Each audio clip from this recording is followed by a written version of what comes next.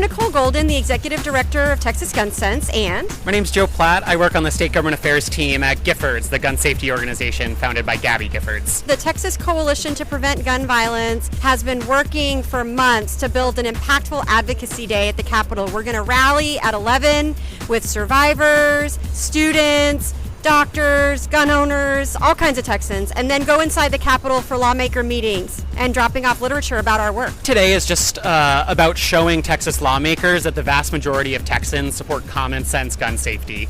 To Nicole's point, this is a coalition that spans the breadth of Texans and their experiences. We're not going anywhere, we're coming back, and we're going to demand that they do something. That's happening today at the Texas State Capitol in Austin. You're invited to join Progress Texas Advocacy Manager Reagan Stone and our allies Texas Gun Sense and Giffords as we rally for common sense, life-saving gun violence prevention measures. It's Thursday, February 27, 2025, and this is the Progress Texas Daily Dispatch, rapid response on the breaking news stories Texas progressives need to know. I'm Chris Mosier. It's with a heavy heart that we learn of the death of a young child in Lubbock, who was one of the now over 130 cases of measles confirmed in the still growing outbreak centered upon West Texas. Debbie Shastry and Amanda Seitz at the Associated Press say this child who was not vaccinated and whose identity has not been confirmed but didn't live in Lubbock County was hospitalized at Covenant Children's Hospital in Lubbock and died there Tuesday night, the first death of measles in the U.S. in a decade since 2015. Amidst what is now the biggest measles outbreak in nearly 30 years in the state of Texas. At a news conference, Dr. Amy Thompson, a pediatrician and chief executive officer of Covenant Health, said, quote, "This is a big deal. We have known that we have measles in our community and are now seeing a very serious consequence," unquote. Dr. Thompson's hospital in Lubbock is now caring for over 20 young measles patients, and for some, the illness has progressed to bacterial pneumonia, requiring intubation in several cases. On that, Dr. Thompson says, quote, "Unfortunately, like so many viruses, there aren't any specific treatments for measles. What we're doing is providing supportive care, helping support the patients as they hopefully recover," unquote. Of importance with this new development is the first we've heard out of brand new U.S. Department of Health and Human Services Director Robert F. Kennedy Jr., who at the time was sitting in Donald Trump's first full cabinet meeting. What a sight that gathering was. The AP says Kennedy downplayed the outbreak in spite of this highly unusual death, calling it, quote, "not unusual," unquote, and misstating a couple of key facts. One, that there have actually been 2 related deaths. We can confirm via a CDC update that there has only been 1 thus far. And 2, Kennedy said that most who had been hospitalized were there only for quarantine. That is completely false, as many of these patients, as we mentioned, are severely ill and undergoing care that borders on life support. Dr. Lyra Johnson at Covenant Hospital contested Kennedy's characterization, saying, quote, "We don't hospitalize patients for quarantine purposes," unquote. Gotta say, pretty lame first outing for RFK Jr., who, let's just come out and say it, has absolutely no business in the important role he's been given, which itself is, of course, a definitive characteristic of Trump 2.0 at this stage.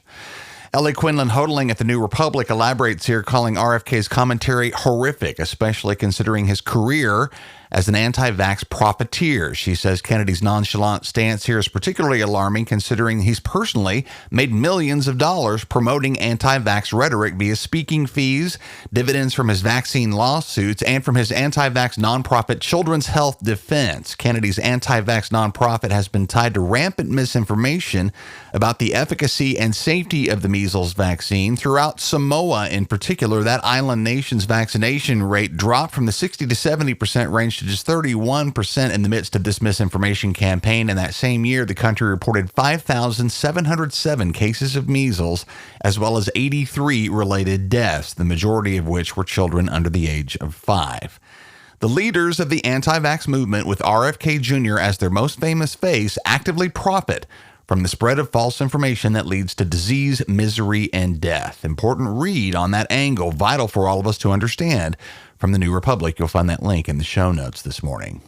Texas Republican leaders are being forced to confront those same anti-vax sentiments that they themselves have allowed to develop in the Lone Star State. MySanAntonio.com reports that Governor Greg Abbott's Department of State Health and Human Services is deploying epidemiologists, immunization teams, and specimen collection teams to West Texas to try and regain control. A measles case has popped up as far away as Rockwall in the DFW area, but all indications there are that it was contracted during overseas travel and is unlikely to be connected to the Gaines County outbreak.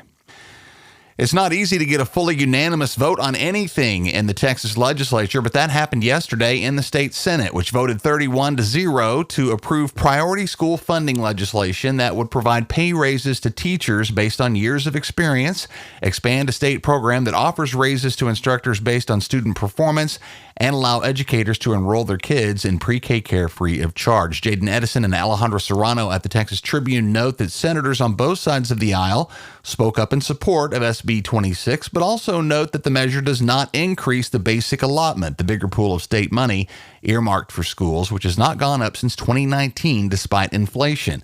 Democratic Senator Boris Miles of Houston highlighted the lack of attention given to school support staff in the measure and that he sees the larger raises it gives to rural teachers compared to those in urban districts as unfair, echoing similar sentiments we've told you about from the Texas State Teachers Association. Of course, prioritizing rural teachers may be a GOP strategy to soften the blow for the private school voucher scam, which is likely to undermine funding for small-town schools. Jasper Shearer at the Texas Tribune says vouchers are marching forward as a narrow majority of the Texas House signed on as co-authors in support of that chamber school voucher bill yesterday, indicating likelihood that it will pass. None of the House's 62 Democrats signed on. Meanwhile, higher education is very much in the crosshairs of Republicans at the Capitol. Kate McGee at KPRC-TV in Houston says both the House and Senate's budget proposals eliminate the Institutional Enhancement Fund, a line item that provided $423 million to Texas universities in the last budget cycle. Lieutenant Governor Dan Patrick is not being coy about the fact that this massive cut in funding is a threat against Texas universities to do away with anything remotely resembling DEI. Patrick got a great big burst of applause at the recent Texas Public Policy Foundation Summit when he said from the stage, quote, "If they don't kick DEI out of their schools, they're going to get a lot less," unquote. If the eventual approved budget still contains this cut, for example, Texas A&M would be shorted $52 million for the next two-year budget period. UT Austin would lose almost $40 million, and Texas Tech and the University of Houston would both be shorted around $50 million. This is a great moment to ask those Republican Aggies, Longhorns, and Red Raiders in your life if their disdain for people of color, women, gay folks, and the disabled is worth their beloved alma maters being starved of vital operational funds. Developments from that Texas Observer report that a virulent racist Twitter account is being run by the Assistant Chief Counsel for U.S. Immigration and Customs Enforcement, or ICE, a legal complaint against that Dallas-based attorney, James Rodden, using reporter Stephen Monticelli's piece as its central crux, has been filed, reading in part, quote, "When the representative of the United States in our immigration courts is motivated by bigotry, racism, xenophobia, anti-immigrant bias, and hatred of immigrants, this seriously interferes with the administration of justice and undermines the integrity of our legal system," unquote. Candace McDuffie at The Root says Monticelli's identification of Rodden as the manager of this gross account was based on the, quote, "overwhelming number of biographical details matched through publicly available documents, other social media activity, and courtroom observation," unquote.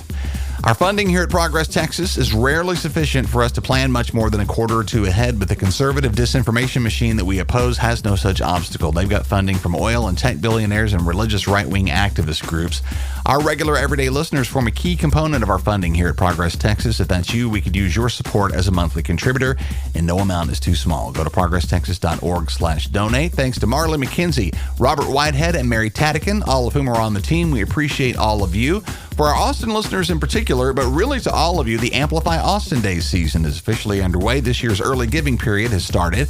Look up Progress Texas at amplifyatx.org or see the direct link in the show notes. The official I Live Here, I Give Here Amplify Austin Day begins on the evening of March 6th and continues through the evening of March 7th. That's the Progress Texas Daily Dispatch for this Thursday, February 27th, 2025. Links to all these original stories can be found in our show notes. Progress Texas is a nonprofit rapid response media organization promoting progressive messages and actions. While campaigns come and go, we're the permanent home for progressive media and action in the Lone Star State. I'm Chris Mosier. Thanks so much for listening. Have a great day. We'll see you again tomorrow morning.